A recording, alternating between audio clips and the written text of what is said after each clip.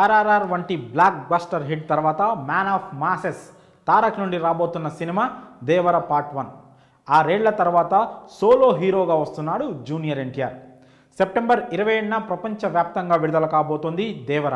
Movie ఎప్పుడెప్పుడు release అవుతుందా, ఎప్పుడెప్పుడు చూసేద్దామా అంటూ ఫ్యాన్స్ అదే ధ్యాసలో ఉండిపోతున్నారు.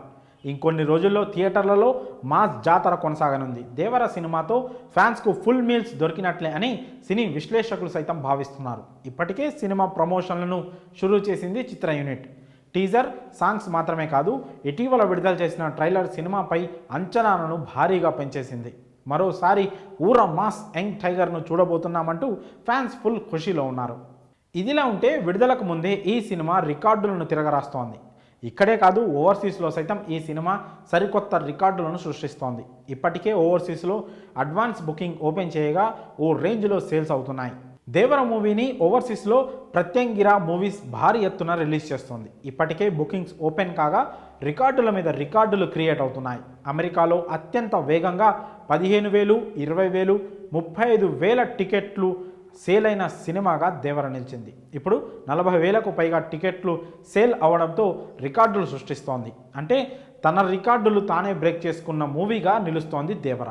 అలాగే fastest and $1.5 million pre sales రాబట్టిన మూవీగా నిలిచింది. యూకే, ఆస్ట్రేలియాలో కూడా దేవరదే హవా కొనసాగుతోంది.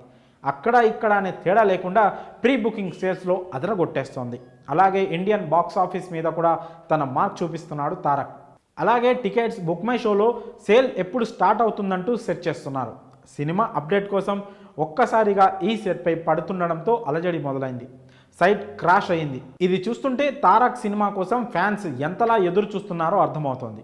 తొలి రోజు 100 కోట్లు కొల్లగొడుతుందని అంచనా వేస్తున్నారు సినీ పండితులు.